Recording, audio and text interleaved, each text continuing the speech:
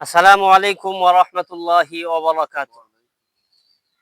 কাছে কিংবা দূরে, দেশে কিংবা প্রবাসে যে যেখান থেকে আমাদেরকে দেখছেন এবং শুনছেন সবাইকে আন্তরিক ধন্যবাদ এবং মোবারকবাদ জানাচ্ছি।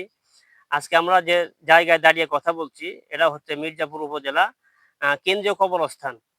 আমরা জুমার নামাজ শেষ করে আজকে এখানে দাঁড়িয়ে আমরা কবর জিয়ারত করলাম এবং কবর জিয়ারতের পরে আমাদের মনে হয়ে গেল যে আসলে কোরআন হাদিসের দৃষ্টিতে কবর জিয়ারত কিভাবে করতে হয় বা কবর দেখলে কবরস্থান দেখলে কোন দোয়াটি পড়তে হয়, আল্লাহ রসুল কোন দোয়াটি পড়েছেন আমাদেরকে পড়তে বলেছেন, এই বিষয়ে কিছু মেসেজ জনগণদেরকে দেওয়া দরকার সেটা চিন্তা করলাম। তো সেই চিন্তার আলোকে আমরা এখানে দাঁড়িয়েছি। তো আসলে আমরা যখন রাস্তা দিয়ে হাঁটি বা কবরস্থানে আসি তখন কবরস্থান আমাদের সামনে পড়ে। তো তখনই আল্লাহ রসুল সাল্লাল্লাহু আলাইহি ওয়াসাল্লাম একটা দোয়া আমাদেরকে শিক্ষা দিয়েছেন। এই দোয়াটা আমাদের পড়তে হবে। যেমন আসসালামু আলাইকুম ইয়া আহলাল কুবুর ইয়াগফিরুল্লাহু লানা ওয়া লাকুম আনতুম সালাফুনা ওয়া নাহনু বিল আসার। এটা আমরা পারি অনেকেই কিন্তু মনে থাকে না পড়ার জন্য। তো এটা আমরা পড়বো ইনশাআল্লাহ। আসলে এর অর্থ তো অনেকে আমরা জানি না। অর্থটা হচ্ছে আসসালামু আলাইকুম ইয়া আহলাল কুবুর, হে কবরবাসী ভাইরা বোনেরা তোমরা শান্তিতে থাকো। ইয়াগফিরুল্লাহু লানা ওয়া লাকুম, আল্লাহ তোমাদেরকেও ক্ষমা করুক, আমাদেরকেও ক্ষমা করুন।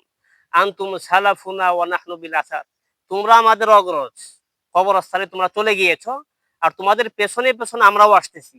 অর্থাৎ তোমরা মারা গেছো আমরাও মারা যাব, তোমরা আগে আমরা পরে। তো এই দোয়া আল্লাহ রসুল সাল্লাল্লাহু আলাইহি ওয়াসাল্লাম আমাদেরকে শিখাইছেন।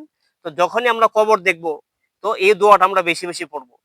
আরেকটা কথা ১ মিনিট আমরা বলি যে আসলে এই পৃথিবীতে যত মানুষ আছে, অনেক দল আছে, অনেক মত আছে। কিন্তু একটা জায়গায় মানুষের ভিতরে কোনো দল নাই, কোনো মত নাই। সেটা হচ্ছে মরণ। সবাই বিশ্বাস করে যে মানুষ মারা যাবে। Man is mortal. যেটা আল্লাহ রাব্বুল আলামিন কোরআনের ভিতরে বলেছেন, কুল্লু নাফসিন যায়িকাতুল মাউত। প্রত্যেকটা মানুষ মারা যাবে। এখানে যে দলই করুক না কেন বা অন্য ধর্মের মানুষও হোক না কেন, ইহুদি, খ্রিস্টান, কাফের, আস্তিক, নাস্তিক সবাই এক জায়গায় একমত যে মানুষ মারা যাবে। তো যেহেতু আমরা মারা যাব, তো মারা যাওয়ার পরে আমাদের কবর যেন ভালো হয়।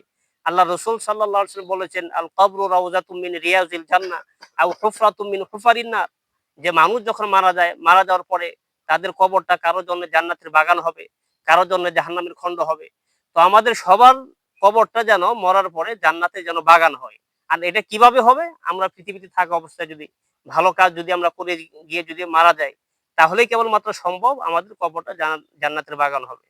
তো যাই হোক, সম্মানিত উপস্থিতি, সম্মানিত দর্শক মন্ডলী যারা দেখছেন এবং শুনছেন সবাইকে আবারও ধন্যবাদ জানাচ্ছি। আর আপনাদেরকে যে মেসেজটা দিলাম সংক্ষিপ্ত আকারে সেটা হচ্ছে আমরা কবরস্থানে মাঝে মধ্যে যাব। গিয়ে সেখানে আমাদের বাপ, দাদা, ১৪ পুরুষ বা মুসলমান ভাইরা যারা মারা গেছে কবর যেখানে রয়েছে সেখানে গিয়ে আমরা একটু হাত তুলে দোয়া করব। বা হাত না তুললেন এখানে আসেন সূরা ফাতিহা পড়েন, সূরা ইখলাস পড়েন, সময় আরো বেশি থাকলে সূরা ইয়াসিন পড়েন।